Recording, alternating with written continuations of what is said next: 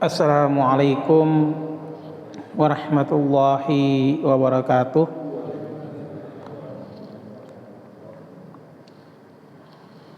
Alhamdulillahirabbil alamin wassalatu wassalamu ala asyrafil anbiya'i wal mursalin wa ala alihi wa sahbihi ajma'in, amma ba'd. Hadirin sidang Yasin rahimakumullah. Pada malam ini sesuai dengan seperti biasanya pembacaan Yasin dan dilanjutkan dengan tausiah, dan pada malam ini kita akan melanjutkan pembahasan tentang tafsir surat Yasin ayat 5 yang beberapa waktu lalu sudah sampai ke pembahasan tafsir surat Yasin ayat keempat, dan dilanjutkan pada malam hari ini dengan tafsir surat Yasin ayat kelima yang berbunyi A'udzubillahi minasyaitonirrajim, Bismillahirrahmanirrahim, Tanzilal Azizir Rahim. Tanzil sebagai wahyu yang diturunkan. Tanzil al-Aziz diturunkan oleh yang maha perkasa, Ar-Rahim, Azizir Rahim, lagi maha penyayang. Tanzil sebagai wahyu yang diturunkan. Makna ayat ini adalah kata Allah, wahai Muhammad, bacalah Al-Quran yang diturunkan dari zat yang maha mulia lagi maha penyayang. Lalu dilanjutkan dengan Aziz.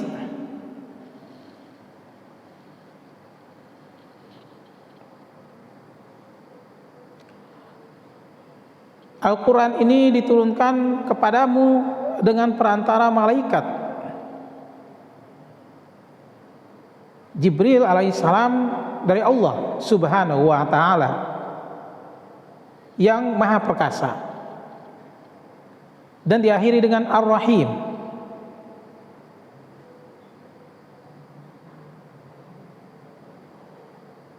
yang lagi maha penyayang.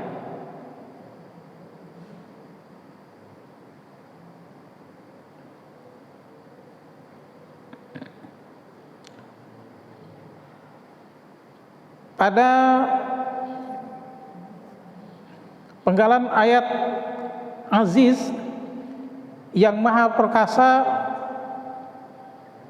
makna dari Al-Aziz adalah Tuhan yang maha mengalahkan dan memberikan balasan bagi orang yang berbuat dosa, bagi orang yang berbuat maksiat. Hal ini sesuai dengan makna din, makna dinul Islam yang keempat, sehingga al-Islam atau dinul Islam itu bukan sekedar bermakna agama, tapi dinul Islam di dalam Al-Quran bermakna, ada 4 makna yang sempat dibahas sebelumnya, dan yang keempat adalah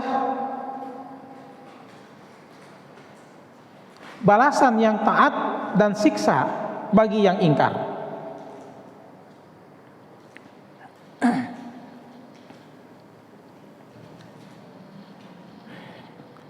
Karena kebanyakan manusia, sebagian besar manusia yang ada di alam dunia ini tidak meyakini adanya hari pembalasan. Makna dari meyakini bukan sekedar mengakui, tetapi tindak perbuatannya diusahakan untuk tidak melanggar perintah Allah. Kalau dia masih membuat melakukan perbuatan yang melanggar perintah Allah, sama saja dengan orang yang tidak meyakini adanya hari pembalasan. Allah berfirman di dalam surat Al-Mudaththir dari ayat 46 sampai 50, A'udzubillahi minasyaitonirrajim. Bismillahirrahmanirrahim. Wa kunna nukadzibu biyaumiddin hatta atanal yaqin fama tanfa'uhum syafa'atus syafi'in fama lahum an tadhkirati mu'ridin ka'annahum humurun mustanfirah. Kata Allah, dan adalah kami mendustakan hari pembalasan. Jadi orang-orang yang pada saat di yaumil akhir kelak, mereka akan mengatakan adalah kami mendustakan hari pembalasan hingga datang kepada kami kematian, maka tidak berguna lagi bagi mereka syafaat dari orang-orang yang memberikan syafaat. Maka mengapa mereka, orang-orang yang berpaling dari peringatan Allah, seakan-akan mereka itu keledai liar yang terkejut.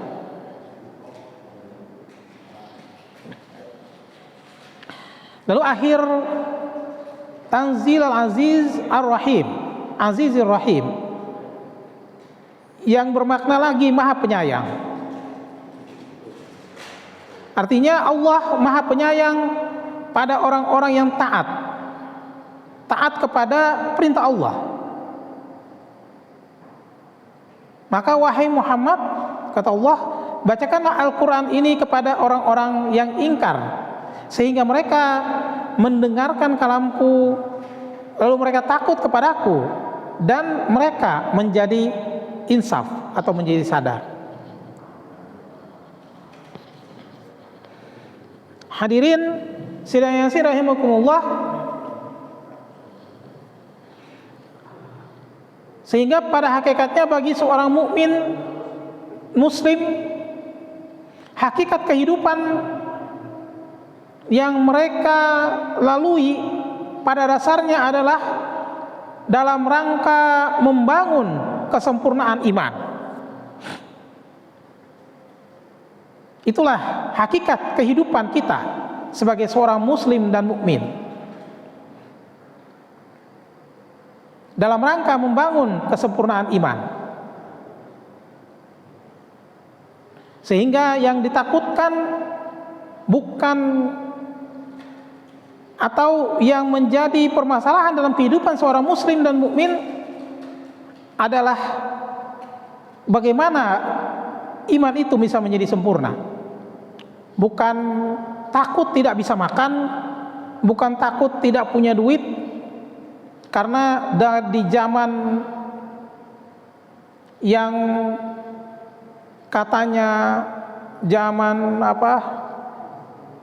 serba digital, serba 0.0 tersebut, orang selalu mengatakan hidup ini membutuhkan uang. Kalau tidak ada uang, maka tidak bisa hidup kita. Itu adalah pendapat orang-orang yang materialisme, orang-orang hedonisme. Tetapi kalau dalam hakikat kehidupan seorang muslim dan mukmin adalah pada dasarnya membangun kesempurnaan iman. Wujud dari keimanan adalah meyakini bahwa tidak ada ilah kecuali Allah, la ilaha illallah, yakni menjadikan Allah sebagai satu-satunya zat yang wajib diibadahi, yang wajib diabdi, serta meniadakan ilah-ilah lain selain Allah. La ilaha illallah adalah pokok pangkal serta tujuan dari sikap tauhid manusia. Sehingga hal ini sebagaimana diperintahkan Allah di dalam Al-Quran, yang artinya, maka ketahuilah bahwa sesungguhnya tiada ilah, sesembahan lain selain Allah, dan mohonlah ampunan bagi dosamu dan bagi dosa orang-orang mukmin laki-laki dan perempuan, dan Allah mengetahui tempat kamu berusaha dan tempat kamu tinggal. Sehingga hadirin rahimakumullah, pada dasarnya kehidupan yang bermakna dan memiliki tujuan yang jelas, kebenarannya bisa dilihat dan dibuktikan dalam sistem dan tatanan kehidupan yang dijalani dan mengikatnya. Sistem adalah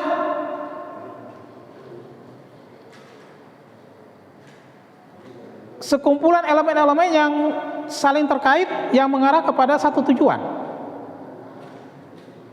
Maka sistem kehidupan akan terdiri dari elemen makhluk, baik manusia, alam dunia, alam arwah, alam dan alam akhirat. Makhluk, kemudian ada khalik atau pencipta. Maka keterkaitan antara makhluk manusia dengan alam dunia, alam akhirat dan dengan sang khalik harus terjadi secara utuh, sehingga akan menghasilkan kehidupan yang bermakna dan memiliki tujuan yang jelas, yaitu kebahagiaan negeri akhirat. Seperti firman Allah dalam surat Al-Qasas ayat 77, A'udzubillahi minasyaitonirrajim. Bismillahirrahmanirrahim. Wabtaghi fi ma ataakallahu daral akhirah wa la tansa nasibaka minad dunya wa ahsin kama ahsanallahu ilaika wa la tabghil fasada fil ardh.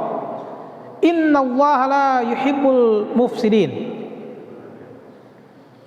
Dalam ayat ini yang pertama kali Allah perintahkan adalah wabtaghi fi ma ataakallahu daral akhirah.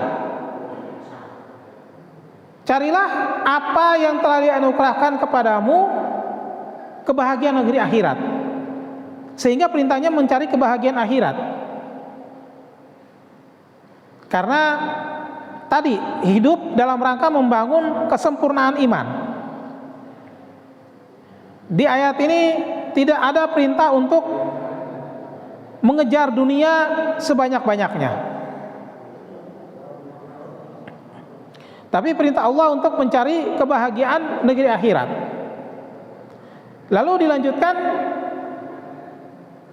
namun janganlah kamu melupakan bahagianmu dari kehidupan dunia, dan berbuat baiklah kepada orang lain, kata Allah, sebagaimana Allah telah berbuat baik kepadamu. Hadirin sidang yang rahimakumullah, sehingga yang diperintahkan Allah adalah mencari kebahagiaan negeri akhirat. Maka seperti yang disampaikan sebelumnya, bahwa pada saat manusia itu terlahir ke alam dunia, maka sebelum dia terlahir ke alam dunia, pada saat ditiupkan ruh dan nafs, diberikan nafs, dia di alam rahim, maka dia sudah ditentukan jatah rizkinya, lama hidupnya di alam dunia, jodohnya, dan kapan dia akan meninggal dunia. Sehingga jatah rizki itu sudah ditetapkan oleh Allah pada saat manusia itu dilahirkan, pada saat ditiupkannya ruh di alam rahim. Maka yang diperintahkan oleh Allah mencari kebahagiaan negeri akhirat, karena rizki dalam bentuk dalam bentuk materi, dalam bentuk kebahagiaan dunia sudah ditetapkan oleh Allah. Dikejar atau tidak dikejar, manusia akan mendapatkan jatah rizkinya seperti yang telah ditetapkan. Beriman ataupun kafir, dia tetap mendapatkan jatah rizki yang sama, tidak dikurangi oleh Allah. Walaupun manusia yang lahir ke alam dunia itu tidak mau beriman kepada Allah, jatah rizki yang telah ditetapkan tidak akan dikurangi. Namun bagaimana keimanan itu, bagaimana membangun kesempurnaan itu adalah suatu hal yang sangat penting. Karena kondisi keimanan manusia kadang naik dan kadang turun. Sehingga tidak ada yang berani menjamin pada akhir kehidupannya manusia itu akan mati dalam husnul khatimah. Sehingga yang diperintahkan di dalam surat Al-Qasas adalah mencari kebahagiaan negeri akhirat, yaitu dalam rangka membangun kesempurnaan iman. Islam dengan akidah tauhidnya merupakan satu-satunya sistem dan tatanan kehidupan yang benar, yang akan menghantarkan seseorang kepada tujuan hidupnya yang sebenarnya.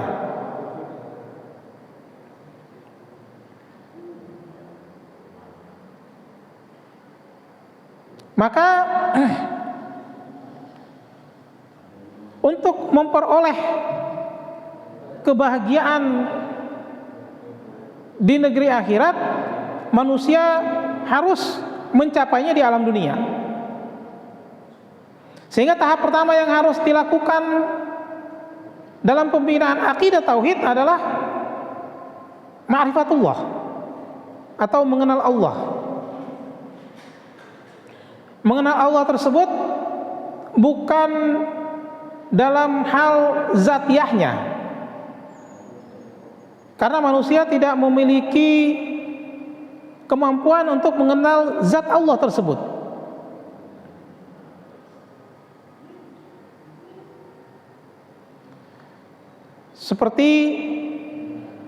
Tetapi manusia haruslah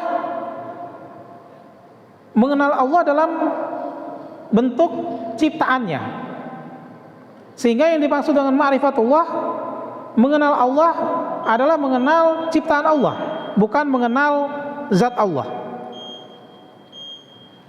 Hadirin sidang Yasin rahimakumullah, itu adalah pengantar dari tafsir surat Yasin ayat kelima, yang pada dasarnya Allah memerintahkan kepada manusia untuk